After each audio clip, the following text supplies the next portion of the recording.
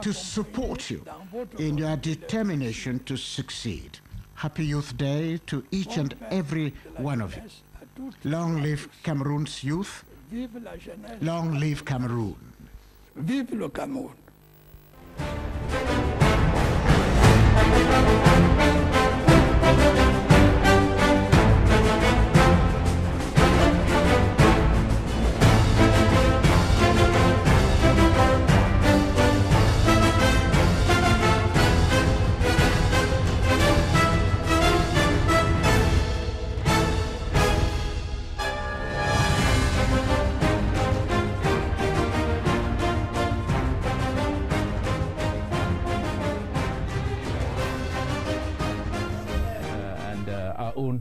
Journalist queued up here.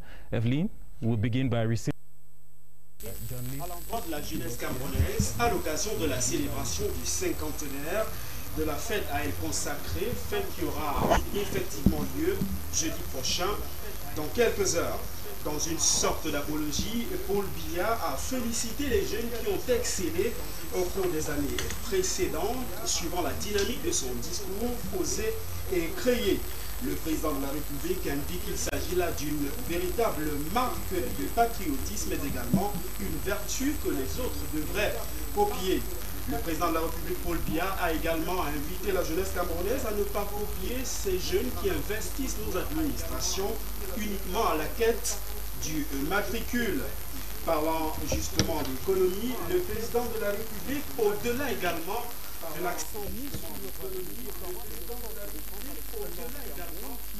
brillent par leur bravoure et leur patriotisme, le chef de l'État a annoncé donc la mise sur pied prochaine d'un plan d'industrialisation qui devrait en principe s'adosser sur un plan d'urgence triennal récemment instruit au gouvernement camerounais, ce qui devrait permettre le développement d'un secteur agricole. Le président de la République enfin a invité les jeunes à investir les villages pour développer ce secteur d'activité, véritable vivier d'emploi. Parlant également à cette jeunesse connectée, le président de la République a invité les jeunes dits androïdes à développer cette économie numérique. Enfin, le président de la République, Paul Biya, soucieux de la qualité de la formation, doit révéler que le gouvernement a mis sur pied 3 centres de formation pilotes dans 3 villes du Cameroun pour un montant important, chiffre à plusieurs milliards de francs CFA, avec pour objectif de former des jeunes cadres qualifiés, mais également des ingénieurs. Enfin, Paul Biya a annoncé à l'endroit de la jeunesse une somme de près de 102 milliards de francs CFA sera débloquée sur 3 ans pour l'implémentation d'un plan triennal jeune. Voilà ce qu'on peut retenir globalement de ce discours du président de la République, Paul Biya. Mes seconds panélistes m'ont donc rejoint sur ce plateau d'ABK à télévision dans le cadre de cette émission Jeunesse sur la SNET. Et je vais commencer par ma droite, il est avec nous, il est jeune, et c'est d'ailleurs un plateau très équilibré puisqu'on parle de 50 années de la décennie, 50 années de la jeunesse camerounaise. On a donc voulu équilibrer ce grand plateau pour un disséquage du discours du président de la République. On va commencer par Michel Bouba. Bonsoir, je rappelle que vous êtes un homme politique et je l'ai indiqué à l'entente de mes propos, vous êtes jeune. Vous êtes le président du Rassemblement républicain et démocratique du Cameroun. Merci d'avoir fait le déplacement d'Habitat Télévision pour assister à cette émission spéciale. C'est moi qui vous remercie de m'avoir invité ce soir pour pouvoir écouter sérieusement le discours du chef de l'État adressé à la nation jeune.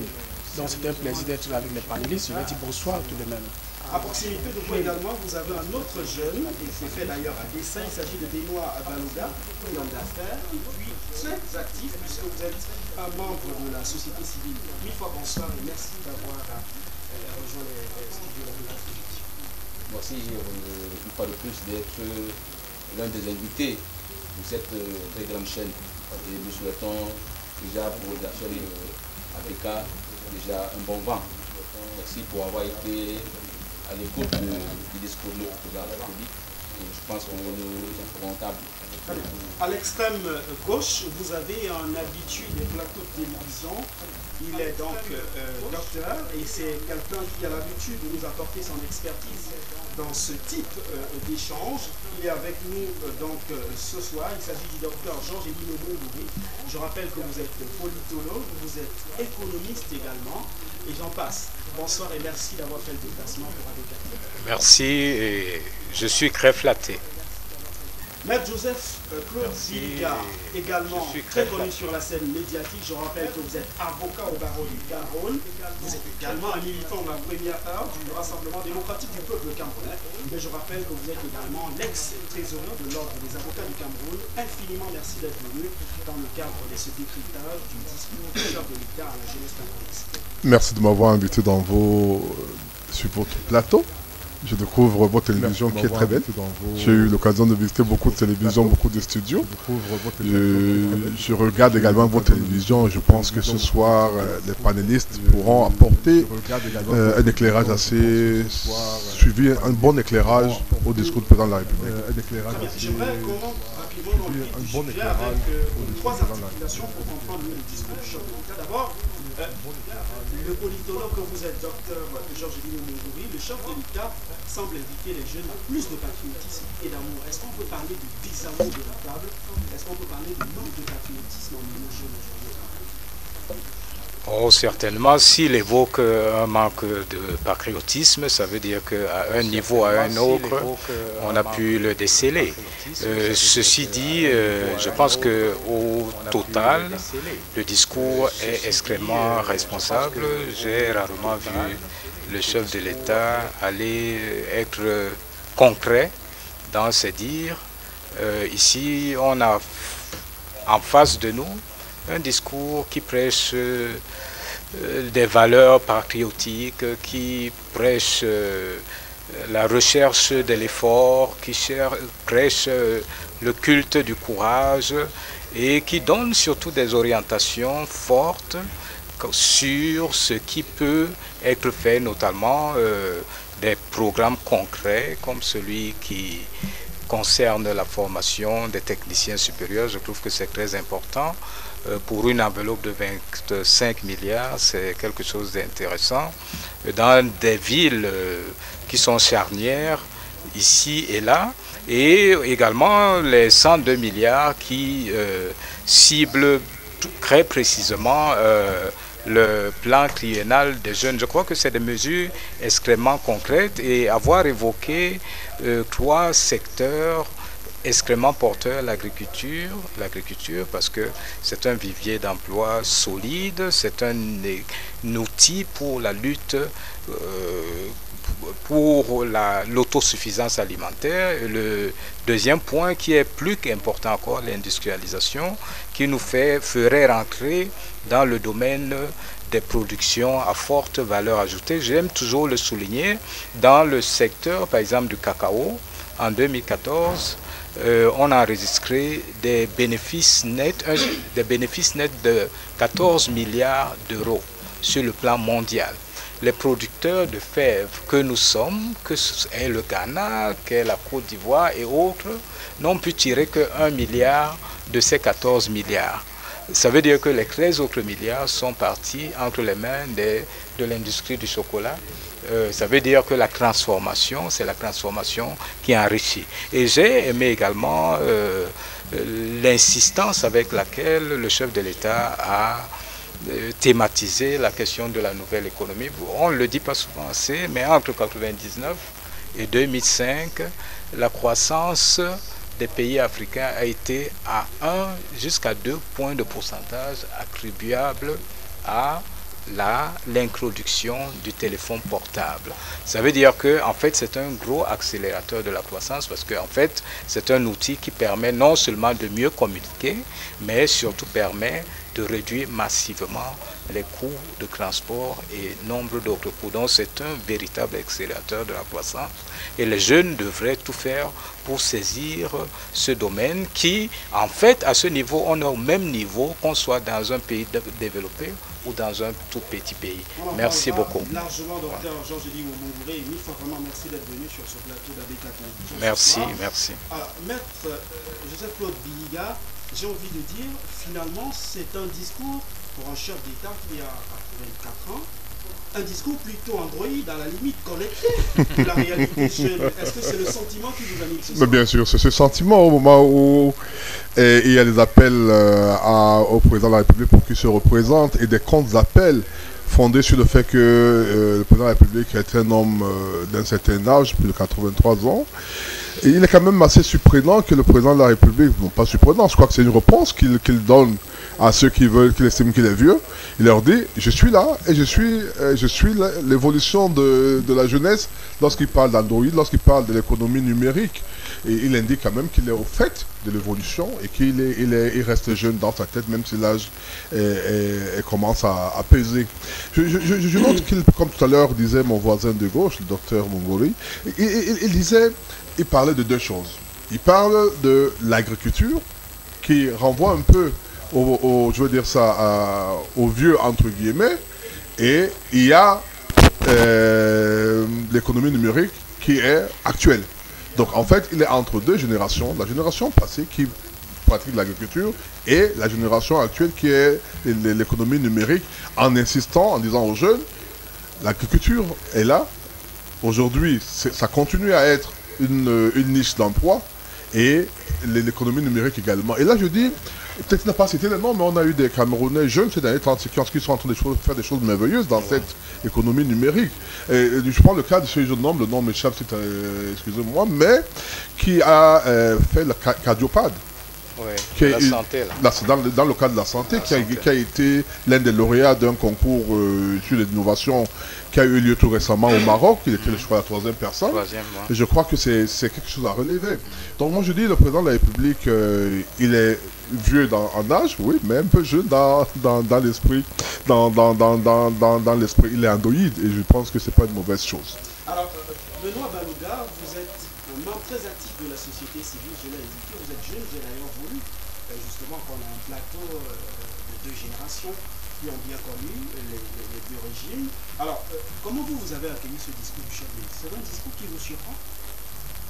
Justement, c'est un discours qui ne me surprend pas. Vous avez pu faire la période de discours du président de la République. Il y a eu le passeport qui est passé. La jeunesse sait que le président de la République porte des discours de bonne architecture. Nous le savons tous.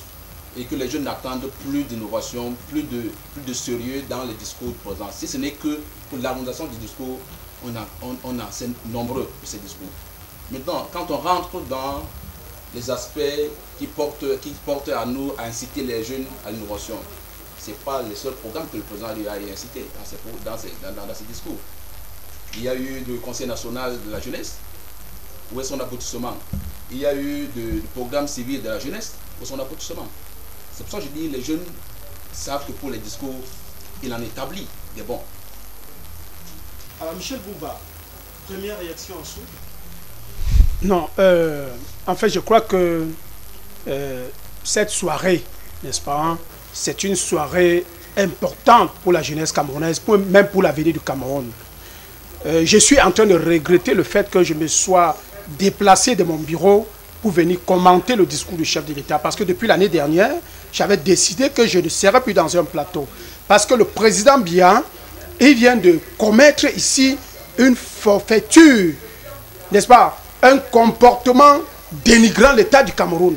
Parce que voilà un chef de l'État que dans son discours, il utilisait le terme patriotisme 14 fois. Et il utilisait le terme de l'agriculture 9 fois. Il faut faire les décomptes. Vous allez constater. Monsieur Biya, après 33 ans de pouvoir, il est servi de leçons à la jeunesse camerounaise, les leçons de patriotisme. Le salaire de monsieur Biya, ce sont des jeunes qui le font. Vous savez, en matière d'emploi au Cameroun, vous savez que 80% d'emplois au Cameroun, n'est-ce pas, s'effectuent dans l'informel. Ce sont les jeunes qui ont créé leur emploi. L'école, lorsque nous parlons de Bensikil et tout, c'est des jeunes qui l'ont créé. Ce n'est pas le gouvernement. Bienvenue légaliser le métier de mototaxi. Et j'en passe. Il y a des taxis, de route. Il y a même les vendeurs à la sauvette. Ce sont les gens qui sont débrouillés. Et c'est l'informel. Et c'est là-bas que l'État puise plus d'impôts. Quand le chef de l'État vient parler en matière d'emploi, il n'a pas fait son bilan de l'année dernière. L'année dernière, il a dit qu'il devait créer 350 000 emplois. Ce que j'attendais aujourd'hui, c'était de dire aux jeunes, je vous ai promis 350 000 emplois. Aujourd'hui, nous avons eu plus de 350 000 emplois. Il est incapable. Au cours de l'année 2015, il y a eu 342 000 licenciés dans les entreprises au Cameroun. Je dis licenciés, qui sont allés dans le service d'inspection de travail, dans le ministère du Travail et la Sécurité sociale n'ont jamais eu gain de cause.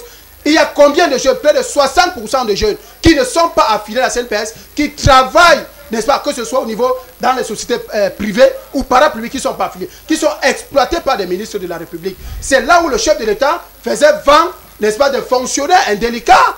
Ces fonctionnaires qui viennent ici s'enrichir de façon illicite, mais il a oublié qu'à la CNPS, n'est-ce pas, on avait découvert après l'arrivée de M. Mekoulou qu'il y avait près de 40% de jeunes qui étaient induits dans la CNPS, qui n'étaient pas embauchés légalement, mais qui travaillaient et qui percevaient l'argent de l'État. Et le président vient oublier que sous la gouvernance, au temps de M. Gargaman Adji, je dis bien Gargaman Adji, il lui avait présenté un programme de tempête du désert pour nettoyer la fonction publique. Et il avait refusé Gargaman à démissionner. Donc, moi je crois que le discours du président de la République, c'est une insulte à la jeunesse, c'est une insulte à la République. Et même pour passer, pour avancer, quand vous parlez de l'Android, l'Android quoi? Le président ne connaît pas l'Android. Il nous a promis à travers son gouvernement la TNT, la télévision numérique. Tiroum a pris de l'argent.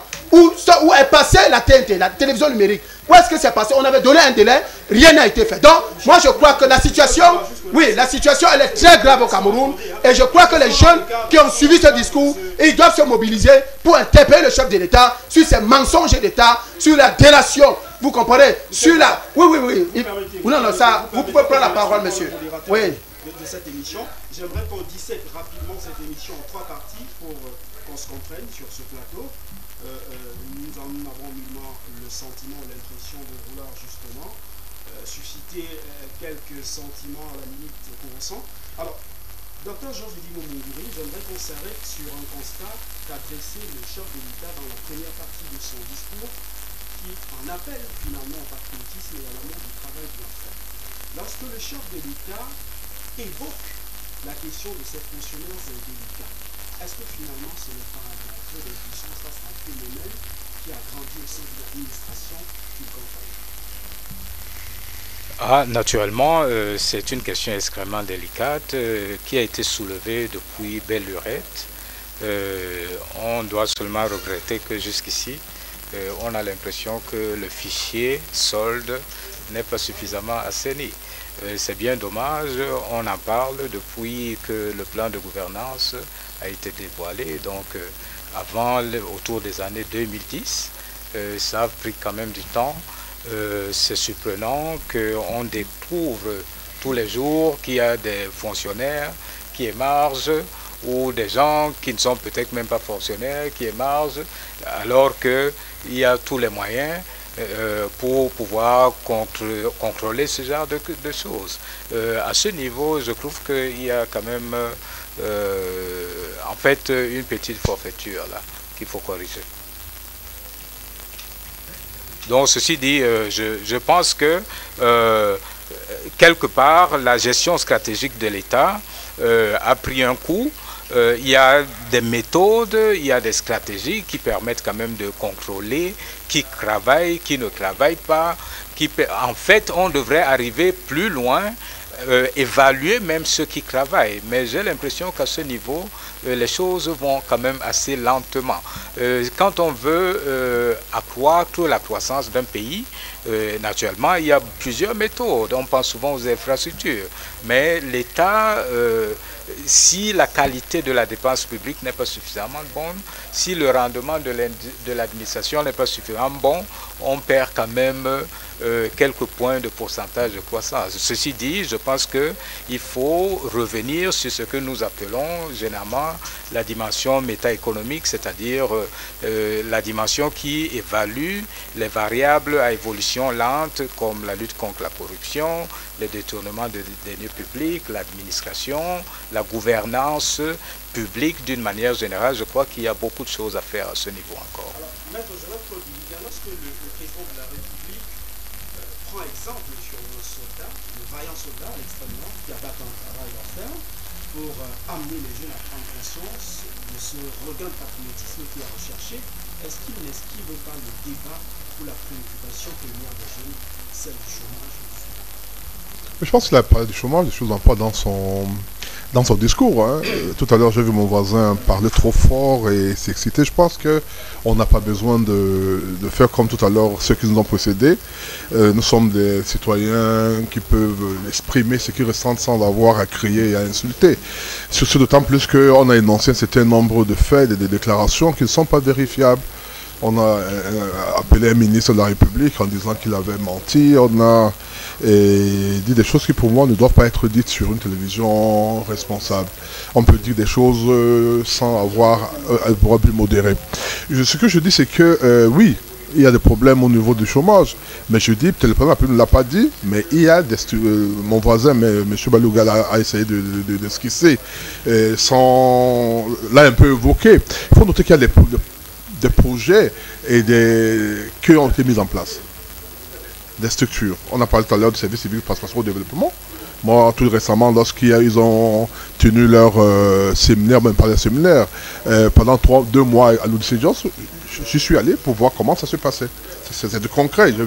J'ai amené mon fils pour qu'il puisse participer à cette formation-là, qui regroupait tous les Camerounais.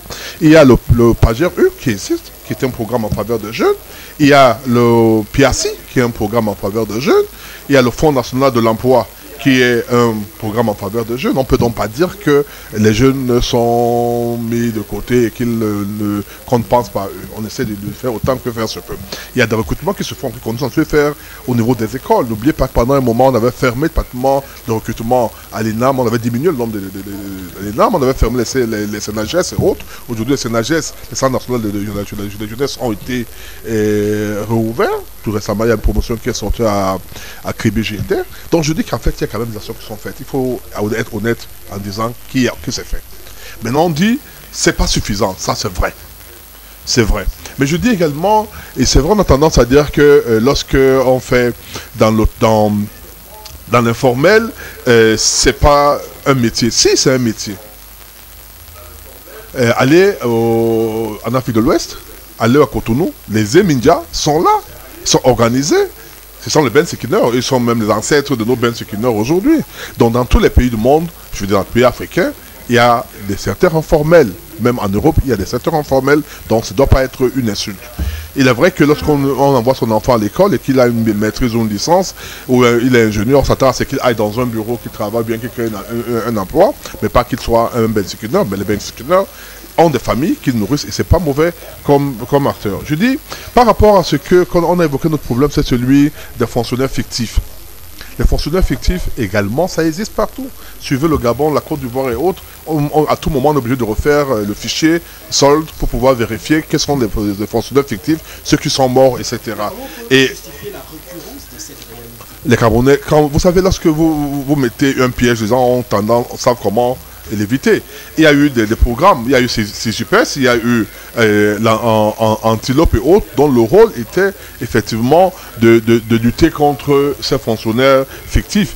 Pas plus tard que cette semaine, ou la semaine dernière je crois, il y a quelques fonctionnaires de police qui sont passés devant le tribunal criminel spécial parce qu'ils avaient plusieurs salaires. Il y avait un qui avait 7 ou 8 salaires et on a pu retrouver cela, ils sont passés devant le tribunal. On ne verra pas un pays qui est un pays, comment je peux appeler, qui est un pays parfait. Il y aura toujours des choses à reprocher aux dirigeants. Mais je dis, la question qu'on se pose, est-ce que ces dirigeants essayent quand même de faire un tout petit peu des efforts pour que ça s'améliore? Tout à l'heure, le docteur l'expliquait très bien, et d'ailleurs vous également, M. Sandio, en parlant de 21 milliards qui ont été annoncés, et les 102 milliards également sur 3 ans. C'est justement pour voilà. débloquer pour la construction des centres pilotes. La formation, ça veut dire que ça veut dire qu'il y a des problèmes, mais il y a des solutions qu'on essaie de mettre en place. On ne peut donc pas faire comme s'il n'a jamais rien eu, comme si on n'avait rien dit. Je dis, on peut aller plus loin, on peut aller plus bien, on peut faire mieux, mais ne nions pas qu'il y a des choses qui ont été faites.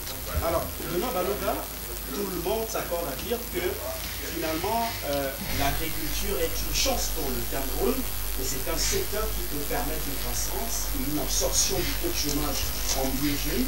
Le chef de l'État, visiblement, a fait attention sur cette réalité. Et lui, d'ailleurs, c'est des compatriotes à emboîter le pas Il a annoncé pour cela, évidemment, un plan triennal jeune, spécial jeune, avec le développement d'une somme de près de 102 milliards de francs CFA pour la question de l'innovation, formation, emploi, ou alors la recherche des ingénieurs qualifiés. Le chef de l'État, là encore, l'a indiqué, près de, on l'a indiqué tout à l'heure, près de 1 milliard de francs CFA ont été débloqués par le gouvernement. Ceci pour permettre d'avoir des jeunes ingénieurs et des ouvriers qualifiés. Est-ce qu'avec ces deux éléments que j'apporte là, vous n'avez pas le sentiment aujourd'hui que le président de la République a pris la pleine mesure de la problématique des jeunes? Merci Yves. Je venais de répondre tout de suite sur l'ossature des discours de notre président de la République. Et je vais emboîter, avant d'entrer dans le sujet qui m'est posé, de revenir sur le propos de mon aîné maître Biliga, qui venait de dire, on n'a pas pourtant question de dire que le président de la République ne porte pas de réalisation dans ce projet. Nous voulons dire, pour un bon pédagogue, quelle est l'évaluation qui est faite du discours des jeunes prononcé à la veille de 10 février 2015. Et ce discours est prononcé aujourd'hui. Quelle est l'évaluation faite? Quels sont les problèmes rencontrés? Et de cela, il peut tirer les conséquences. Il est hors de question qu'un président de la République, il nous parle des mesures importées. L'Android vient faire quoi? Quand on parle guerre, qu'est-ce qu'il a parlé? Qu'est-ce qu'il a dit à la jeunesse? Aujourd'hui, on parle de jeunesse Android. Ça n'a rien. Il ne faut pas qu'on essaie les jeunes à penser. Voilà. Mais justement, est-ce que c'est dans son plan, dans le plan de la République, dans le plan du gouvernement camerounais, est-ce que c'était ça l'évaluation? C'était ça le problème posé à la veille de la fête de la jeunesse 2015? J'ai dit non. Pourtant, parlant de réalisation, on sait que les rangs sont posés. On ne peut pas nier. Mais nous voulons rester ici sur la manière à laquelle le président veut s'adresser à la jeunesse. Une jeunesse morte. Une jeunesse qui n'a pas de manière à se déployer ou à revendiquer certains principes. Mais pourtant, le président pense qu'il n'est pas jeune. De toute façon, on dit qu'on n'est que jeune de juste à 70 ans. Je pense qu'il sait qu'il n'est plus jeune. Il n'est plus jeune, c'est pour ça qu'il le dit. Et c'est pour ça qu'il pense le faire. Parce qu'il n'est plus jeune. Parce que même la Bible dit qu'on est jeune de 1 à 77 ans. Et peut-être parce qu'il est 83 et on pense qu'il n'est plus jeune. Et puis je le dis, je voudrais le dire ici, pour rentrer dans le sujet. Le président voudrait nous faire rentrer dans le réseau urbain. Nous fait penser que ce n'est que l'agriculture qui peut faire sortir notre pays ou à l'amener à l'émergence. Je voudrais dire non. Parce qu'on peut mettre la charrue avant les bœufs. Renvoyer la jeunesse à renforcer les villages pour l'économie. Où sont les routes? Où sont les infrastructures routières? Renvoyer les jeunes pour rentrer dans le village ou alors pour l'économie du village, local. Eux voudraient qu'on aille où? Lorsque le jeune va tirer du sol des récoltes pour les amener où? Je quitte de là pour sauter sur l'exportation de nos produits.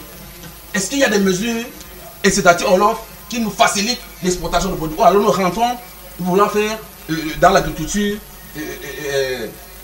on pouvait aujourd'hui cultiver et manger dans nos familles. Le Cameroun n'a jamais subi le manque de produits vivriers dans son territoire. Mais nous voulons amener le jeune à tirer du sol le profit pour son bien et pour le bien de la société.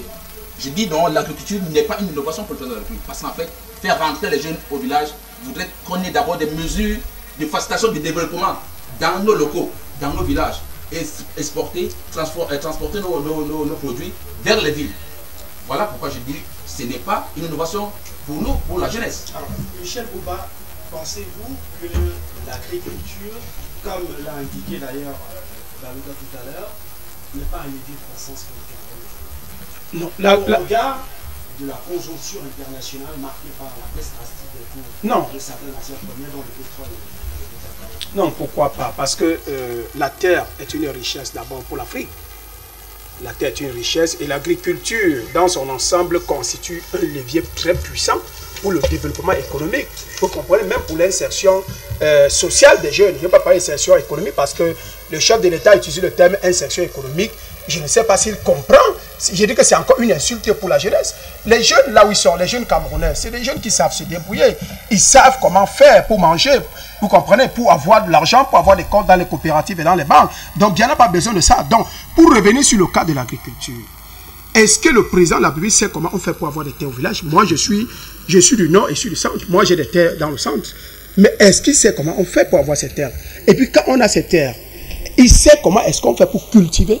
Quels sont les éléments constitutifs pour avoir, n'est-ce pas, une plantation riche que ce soit en cacao, que ce soit en café, que ce soit en manioc, arachide ou tomate, est-ce que le président sait? C'est-à-dire qu'au-delà de l'infrastructure routière, dans les villages, il n'y a plus d'école. Moi, vous allez en Kinding aujourd'hui, pour arriver en Kinding, il faut traverser Nyokon. Nyokon, c'est en route avant Makenene. Mais pour arriver en Kinding, il n'y a pas moyen. Il n'y a pas d'école. Il n'y a pas d'hôpitaux. Le président, c'est ça. Si dans les métropoles, dans les villes, les grandes villes, comme Douala et Yaoundé, il n'y a même pas de médecins sont partis. Les gens sont allés à l'extérieur parce que là-bas, ils savent que le salaire, il est mieux. Combien de fois dans les villages, il n'y a même pas d'enseignants. Allez voir les lycées, allez voir dans quelles conditions. Vous avez souvent filmé et montré dans vos chaînes de télévision comment les enfants vont à l'école et dans quelles conditions ils prennent des cours. À Ibolova, on a montré, dans son village, à Ibolova, on a montré comment les établissements n'ont pas de toiture. Les proviseurs sont passés à la télévision pour dénoncer cette situation à la rentrée scolaire, au temps de M. Mbappé. Donc il y a autant de situations au Cameroun que pour arriver au domaine de l'agriculture de la terre. Parce que la terre, ce n'est pas évident d'avoir qu'un jeune ait la terre parce que beaucoup de jeunes sont venus en ville se débrouiller et les grands-parents sont décédés parce que la médecine n'est pas développée là-bas parce qu'il n'y a pas de médecin. Donc les terres sont restées abandonnées et quand les jeunes doivent rentrer au village, il faut rentrer au village, avoir d'abord un toit et puis il faut avoir des moyens pour aller cultiver. Donc le président Biya, je crois que c'est un discours, il est toujours superficiel, c'est un discours trompeur, c'est un discours menteur. Vous comprenez, il dit ça pour narguer les jeunes. Alors moi je prends un autre exemple, le président Biya, il a des jeunes, ses enfants ont presque l'âge de mes enfants. Vous comprenez, ma première fille a 21 ans. Mais est-ce qu'on a déjà montré comment ces enfants sont aux États-Unis en train d'emprunter le taxi à $400? Mais ces enfants ne partent pas au village pour cultiver. Mais ces enfants sont jeunes. Vous comprenez? Donc il y a un véritable problème. Il ne faut pas, moi je crois que si on veut faire ce débat, si on veut rentrer, analyser le discours du chef de l'État, on risque d'appeler des jeunes, n'est-ce pas, à se soulever contre la République. Et c'est ce que nous ne voulons pas. Et même le problème qu'il a abordé, le problème des jeunes qu'on utilise, on utilise les jeunes comme si ce sont eux qui doivent encaisser des pare-balles. J'ai vu, il a dénoncé certains jeunes qui sont irresponsables dans le cadre de l'insécurité. Par exemple, les jeunes du Grand Nord. Quelque chose qu'il faut saluer. Alors, docteur Georges Dibo-Mougouri, de manière technique, comment intéresser la jeunesse au développement du secteur agricole dans un environnement où on manque d'infrastructures sociales? Oh, vous savez, moi, je me réfère un peu au précédent discours du chef de l'État de décembre, où il disait de manière très claire que on est encore un peu loin de l'industrialisation. L'industrialisation a des prérequis. Il y a des conditions préalables, comme les routes, comme les ports, comme ceci, comme cela. Hein. Et je pense que même dans le discours d'aujourd'hui, il a dit que l'industrialisation, il faut l'envisager à moyen terme. Oui, ça veut dire qu'en fait, il reconnaît de manière implicite qu'il y a encore plein de terrain à déblayer pour arriver à une industrialisation normale, moderne, etc. Mais je veux toujours souligner une question qui me semble importante. Il faut bien qu'on retienne que 60% des terres arables disponibles sur la planète sont ici, en Afrique. Et ça, c'est extrêmement important de le savoir, que 60% des terres arables sont ici. Ça veut dire que l'Afrique est en fait le grenier de l'humanité pour l'avenir. Il y a des questions que nous ne sommes pas en train de prendre en compte aujourd'hui. Mais moi je dis, les problèmes de chômage qui ont été évoqués aujourd'hui ne sont qu'à leur début. En fait, c'est toute l'économie planétaire qui souffre du chômage. Les uns souffrent du chômage technologique au nord. Ceux qui sont ici, ils souffrent d'un autre type de chômage, mais nous devons prendre en compte que nous sommes dans un continent où la population est essentiellement jeune, qui est loin de connaître la transition démographique, qui dans 30 ans comptera quand même un quart de la population mondiale, ça veut dire à peu près 2,5 milliards, et qui dans 75 ans comptera plus de 4 milliards d'habitants, alors que les autres vont regresser. Ça veut dire quoi? Ça veut dire que ces problèmes vont se poser de manière plus forte et plus récurrente encore dans l'avenir, les problèmes de chômage. Donc, tout le monde doit être averti du fait que, en fait, chacun doit, à son niveau, commencer à faire ce qu'il peut faire à son niveau. En ce sens, j'ai bien aimé celui qui a dit il n'y a pas de saut métier. Que même le petit conducteur il fait un métier. Nous entrons dans un monde qu'on appelle le monde régi par la loi de Pareto, selon lequel, dans l'avenir, 20 personnes vont travailler, 80 vont chômer. Ça, quel que soit ce qu'on fait, ce sera comme ça. Ce n'est pas nécessairement une question de compétence d'une administration, c'est un problème purement structurel que les économies aiment peindre sous le terme d'effet de percolation. Un effet de percolation, ça veut dire qu'on a toujours pensé qu'en accroissant le progrès, on va créer de l'emploi, mais à la fin, en mettant trop de progrès, on se retrouve dans une situation où, en fait, on ne crée plus d'emplois. Un ordinateur représente, en fait, on le sait, des centaines d'emplois. Hein. On va vers cela. Donc, on doit se préparer, savoir que tous les petits métiers, il y aura des gens, des systèmes de sécurité sociale qui seront mis en place nécessairement, devant permettre à ceux qui ne peuvent pas travailler, même s'ils sont formés et même s'ils ont la volonté de travailler, mais parce que, en fait, ils ne pourront pas, juste parce que ce ne sera plus possible, parce que la technologie qui avance va remplacer beaucoup de travailleurs. Alors, Maître Claude Biliga, avant le dernier tour, je fais la réalisation du fait des consignes, des formations, on va droit de citer dans quelques minutes. Avant le dernier tour de table, le chef de l'État a parlé de ces centres pilotes et de la somme qui a été débloquée par son gouvernement pour le fonctionnement de ces équipements qui ont pour vocation de nous apporter des ingénieurs qualifiés. Est-ce que, à votre avis, cela semble suffisant au regard de la démographie aujourd'hui? Le nombre de centres? Oui. Non, bien sûr que c'est pas suffisant, mais c'est déjà ça. Il faut commencer, je pense que c'est ça le plus important. C'est-à-dire que lorsqu'il y a des problèmes qui sont posés et qu'on les identifie, on trouve des solutions et on commence, il faut bien commencer quelque part. Je voudrais un peu revenir légèrement en arrière en disant ceci. Il n'est pas honnête de dire que on régresse en matière, par exemple, de couverture sanitaire de l'école et autres au niveau de pays. Il suffit tout simplement d'aller dans nos villages aujourd'hui, vous trouverez des centres de santé intégrés. Hier, il n'y en avait pas. Monsieur Vadou Gaïman, nous sommes de même coin. Il fallait partir parfois faire 20 km pour arriver à l'hôpital de Ndom. Aujourd'hui, pratiquement tous les villages ont des centres de santé intégrés. Les lycées, les CES, ils sont un peu partout. Avant, il y avait un seul CES Ndom, aujourd'hui, il y a plein de lycées. Donc, je pense qu'il y a quand même un effort qui est fait. Il se trouve qu'il y a un problème qui est réel, c'est celui des routes.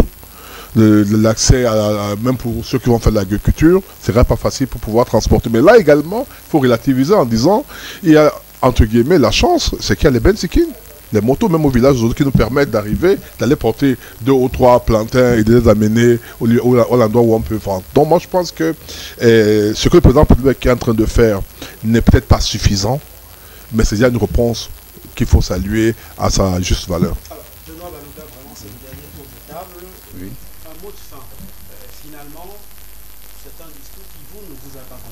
Pourtant, il y a eu des éléments pratiques ou alors des éléments qui permettaient de penser que jusqu'à preuve le contraire, le chef de l'État semble avoir démontré qu'il est parfaitement au fait de la réalité du jeune Cameroun.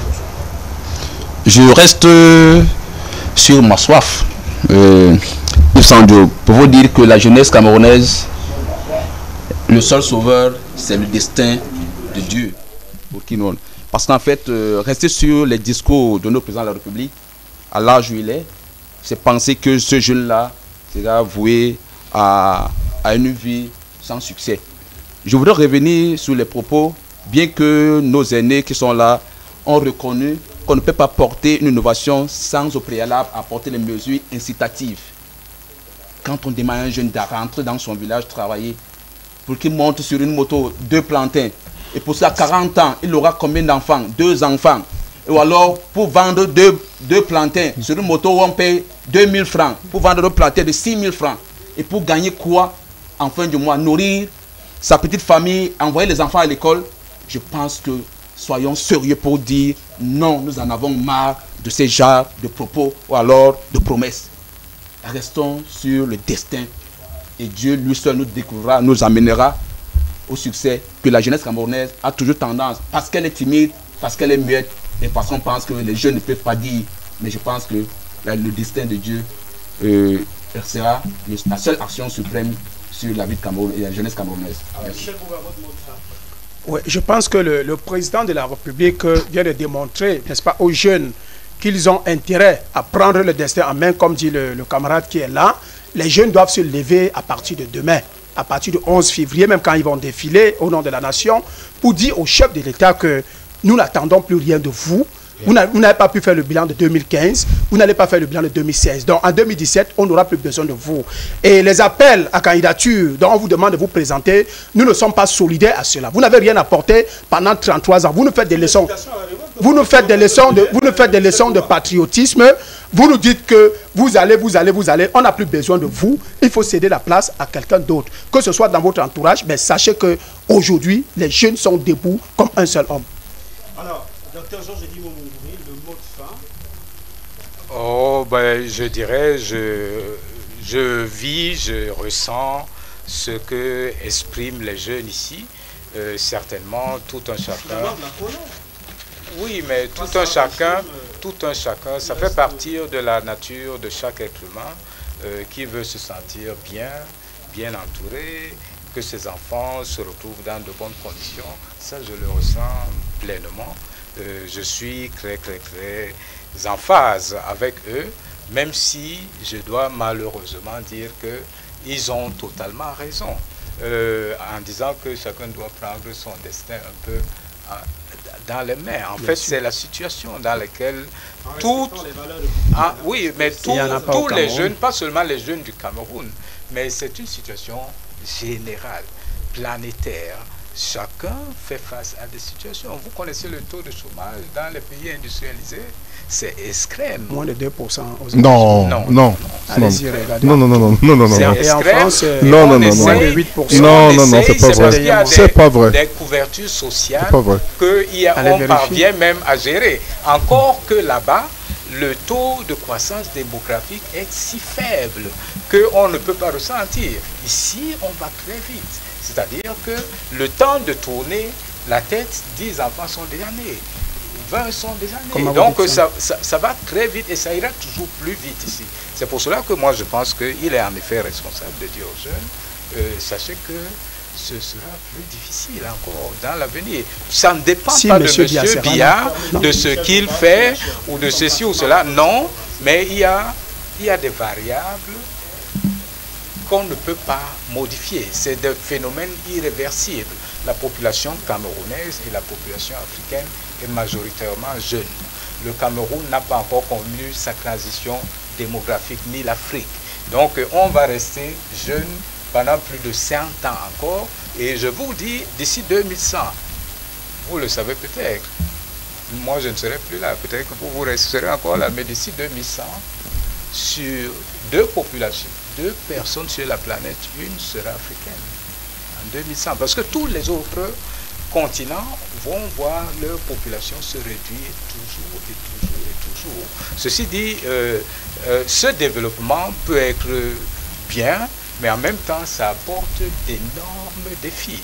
Et ces défis, on commence à les ressentir aujourd'hui, les problèmes de chômage, les problèmes de ceci. Demain, ce seront des problèmes environnementaux et plein d'autres encore. Je crois qu'il faut rester très inventif et être également très patient, à mon avis. La patience éternelle. On va terminer avec vous, s'il vous plaît, Benoît Baloda. Il faut rester patience éternelle. Oui, mais moi je dis, oui, non, le président de la République, sans le citer, a parlé de Martin Luther King, qui avait dit que vous êtes balayeur, si vous êtes balayeur, balayez de telle sorte que lorsque vous ne serez pas là, qu'on dise que c'était avec passion. Donc je pense que si nous tous, chacun, chaque jeune, et se dit, je n'attends pas que la main tombe du ciel, que le gouvernement fasse ceci, que je prenne moi-même mon destin en main, je pense que nous arriverons à un résultat positif. C'est d'autant plus que, et là on ne l'a peut-être pas parlé assez, vous savez, généralement le ministère de Madame Twente, comment on appelle ça, le ministère de la Recherche scientifique et l'innovation, a généralement au moins une fois par an une sorte de, pas de séminaire, comment on appelle ça. Il y a une rencontre au cours de laquelle les ingénieurs, les chercheurs camerounais viennent avec les innovations. Lorsque vous assistez à ça, vous vous dites quand même que l'avenir est reluisant. Une fois merci, messieurs, d'être venus sur ce plateau de la BK Télévision pour décrypter le discours du chef de l'État en prélude à la célébration du 50e de la fête de la jeunesse. Je vous remercie, Michel Bouba, d'être venu sur ce plateau. Infiniment merci. Je vous remercie également Benoît Balouga d'avoir fait le déplacement pour ABK TV. Dr Georges Moumouri, infiniment merci. Merci également. Merci également à Maître Joseph-Claude Biliga qui a également fait le déplacement pour commenter avec nous cette adresse du chef de l'État à la nation.